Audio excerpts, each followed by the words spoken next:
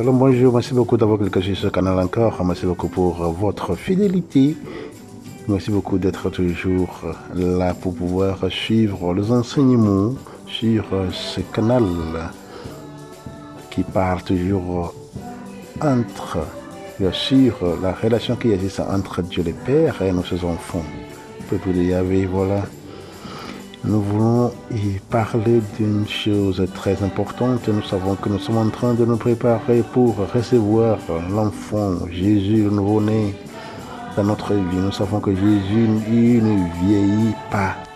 Il est toujours enfant, il est toujours jeune aux yeux de son Père. Donc Jésus qui ne grandit pas, nous voulons parler et de lui, mais d'une autre manière, préparer le chemin du Seigneur. Ce Seigneur qui va venir sur lequel beaucoup de prophètes sont venus parlant sur lui. Vous voyez, beaucoup de prophètes en ont parlé, beaucoup de juges en ont parlé, beaucoup de juges en ont parlé, juges et prophètes, et aujourd'hui des pasteurs en plus. Beaucoup d'hommes et femmes de Dieu sont en train de parler de ce Seigneur. Maintenant, comment se préparer pour pouvoir l'accueillir. Nous prenons Luc chapitre 3, verset 1 à 6, qui nous dit ceci, on va lire, on ne sait pas beaucoup. L'année 15 du règne de l'empereur Tibère, Ponce Pilate étant gouverneur de la Judée, Hérode étant alors au pouvoir en Galilée, son frère Philippe dans le pays d'Ithyrée et de Trachonitide, Lysanias, Anabilène, le grand prêtre étant Anné et Caïphe, la parole de Dieu fut adressée dans le désert à Jean, le fils de Zacharie. Il parcourut toute la région du Jourdain en proclamant un baptême de conversion pour le pardon des péchés, comme il est écrit dans le livre des oracles d'Isaïe le prophète. Voix de celui qui crie dans le désert, préparez le chemin du Seigneur, rendez droit ses sentiers. Tout ravin sera comblé, toute montagne et toute colline seront abaissées.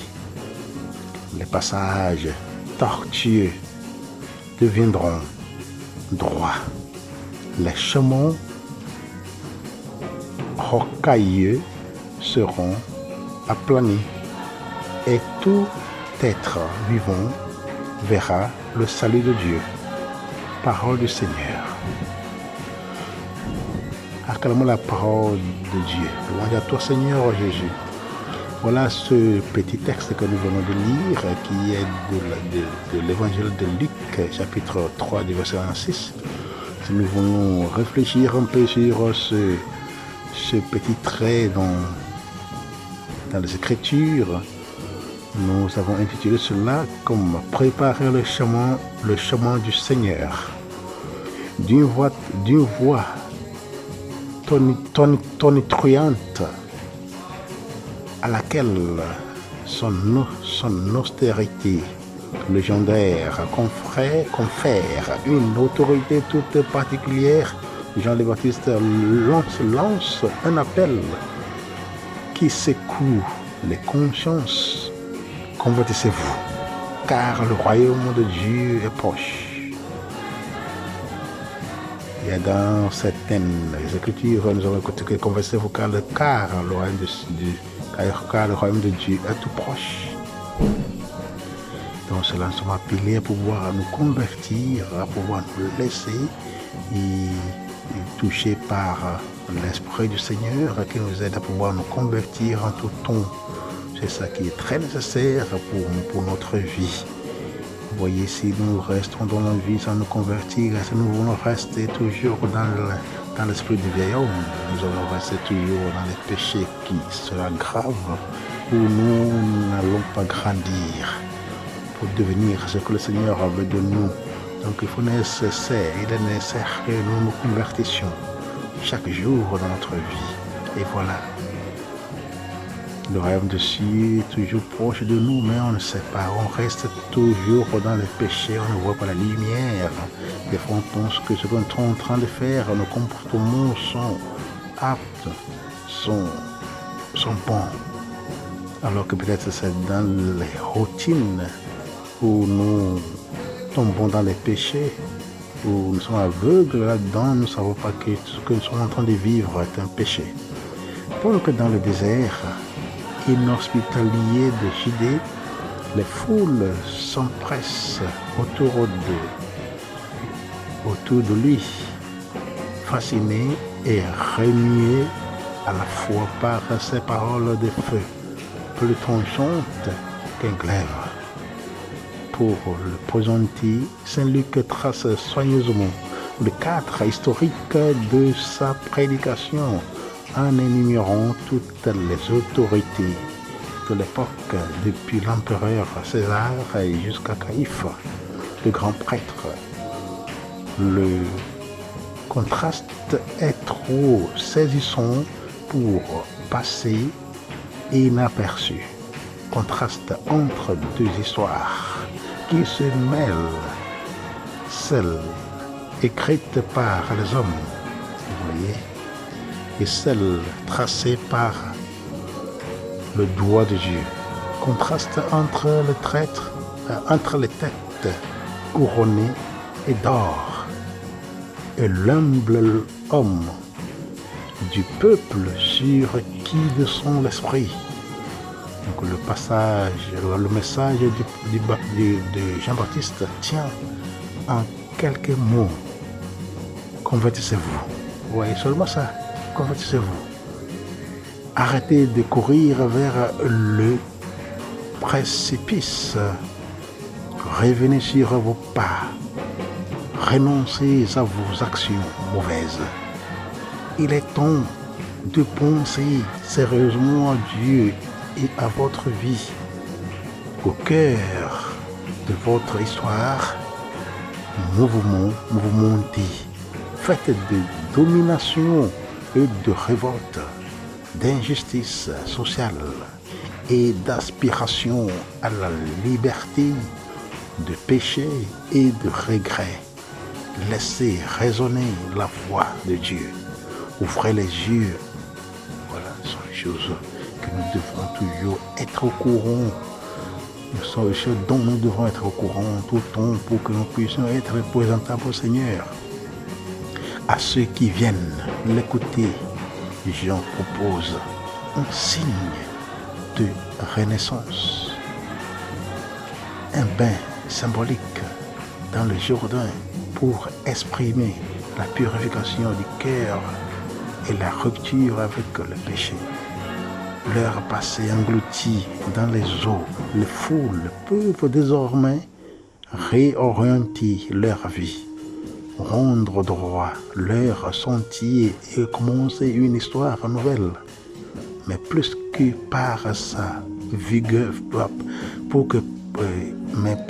plus que par sa vigoureuse prédication, c'est par son courageux témoignage de vie que le plus grand des prophètes nous interpelle en ce deuxième moment de l'Avent, dimanche de l'Avent.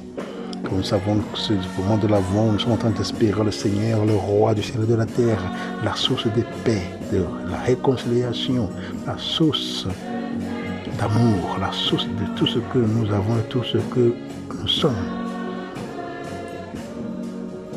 Il vient l'Avent, il vient la venue du Christ, la venue du Seigneur. C'est pour cela que nous devons être préparés pour pouvoir bien l'accueillir dans notre cœur, dans notre vie, dans nos vies, dans nos cœurs. Donc, amis, chercheurs de Dieu, veux-tu faire de ce temps de l'Avent une occasion de rencontre avec ton Dieu? Alors retiens le message du Baptiste. rend droit tes sentiers, en acceptant plus de prendre, en acceptant plus de prendre les raccourcis de la corruption et de la tricherie pour contourner la justice et l'enrichir sur les dos des autres. Comble les ravins qui te séparent de tes frères et sœurs, ceux creusés par eux et ceux dont tu t'es entouré pour préserver tes privilèges. Comble les ravins d'inégalité qui maintiennent les pauvres dans la situation inhumaine et les faibles dans une révoltante condition. Rabaisse la montagne de ton orgueil en reconnaissant tes torts envers Dieu, envers tes frères et sœurs, envers ton pays, envers les tiens.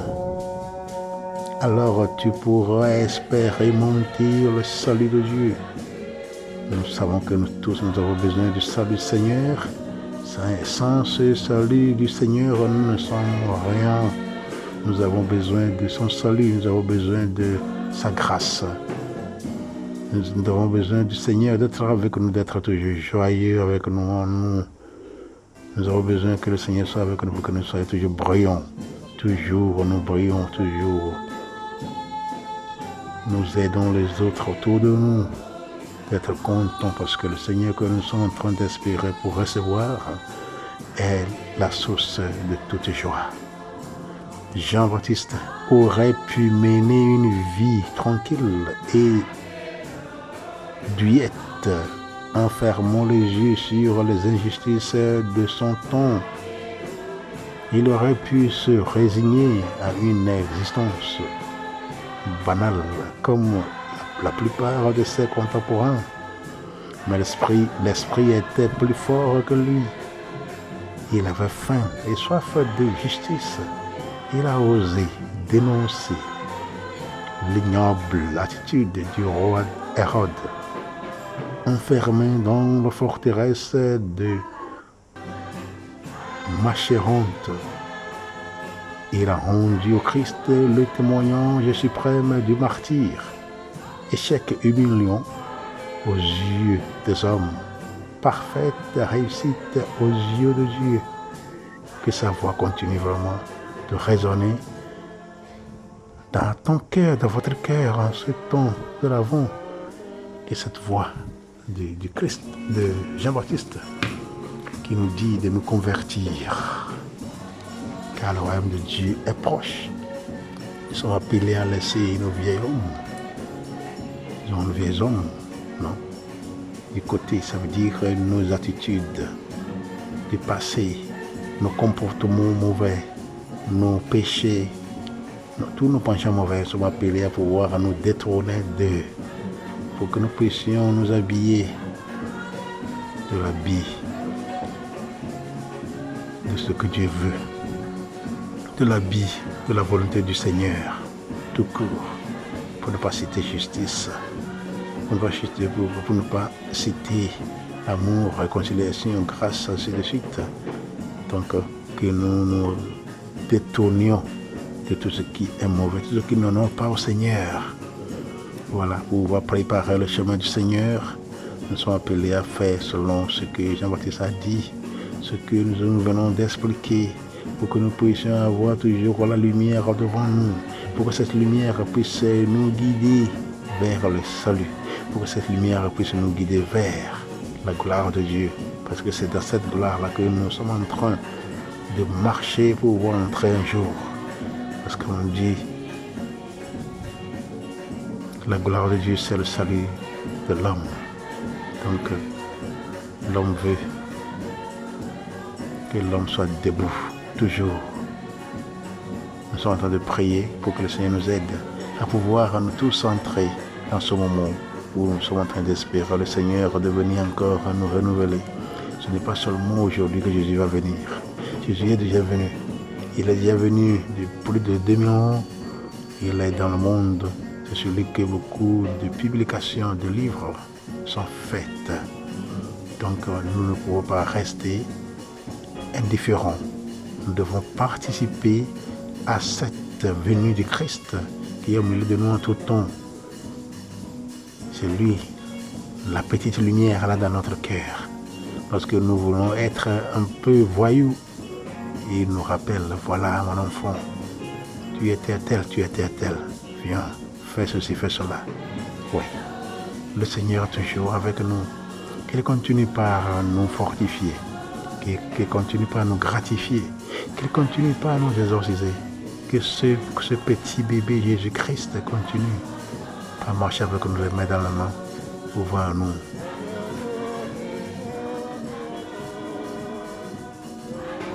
débloquer de tous nos penchants mauvais, débloquer au niveau financier, professionnel, au niveau des arbres généalogiques, au niveau du destin, au niveau de gloire, au niveau sanitaire, au niveau des esprits mauvais et des sorcelleries à tout degré, au niveau de bonheur et de chance. Qu'il continue à nous délivrer, transformer, que ce petit Jésus, que ce Jésus continue par nous restaurer, réparer, par nous sanctifier, par nous purifier, par nous défendre, par nous guérir, qu'il continue par nous protéger, qu'il continue par nous exorciser, qu'il continue par nous ouvrir les yeux, les oreilles, cœur et intelligence spirituelle. Oui, nous sommes là pour le Seigneur, nous ne sommes jamais pour nous. Tout ce que nous faisons, c'est pour lui, c'est par lui, c'est en lui, c'est avec lui. Lorsque nous faisons tout tel que nous venons de dire, notre vie sera toujours pleine de fleurs spirituelles devant le Seigneur, des fleurs qui sentent bon au nez du Seigneur, qui lui-même continue par nous guider, par nous sauver en tout temps. Lui-même continue par nous inspirer pour que nous puissions toujours vivre pour lui, pour que nous puissions gagner beaucoup d'âmes pour son royaume et tous pour notre salut. Merci beaucoup d'avoir suivi ce enseignement si court. Que le Seigneur continue par vous aider à marcher avec vous. Que le Seigneur continue par vous inspirer pour que vous puissiez totalement donner votre vie malgré que vous soyez des hommes et des femmes, de famille. Que lui-même vous donne la grâce à pouvoir faire de votre part. Fassiez de votre part pour que petit à petit vous puissiez être des instruments de transformation sociale et ecclésiale. Il ne faut pas oublier de vous abonner, de liker, de partager cette vidéo pour que tous aient une idée sur comment préparer le chemin du Seigneur, pour comment recevoir le Seigneur comme un bébé qui sera né, comme une maman qui est expectante. Maintenant d'inspirer un bébé, un nouveau-né, la manière de préparer quel habit l'enfant va porter, si c'est une fille, si c'est un garçon. Quelles sont les choses dont l'enfant sera besoin pour préparer. Que le Seigneur continue par nous bénir. Par l'intercession de la cour céleste guidée par la Vierge Marie, dans le sang précieux de notre Seigneur Jésus-Christ, qui vit régner avec lui. Et le Saint-Esprit maintenant et pour les siècles des siècles. Amen. Shalom.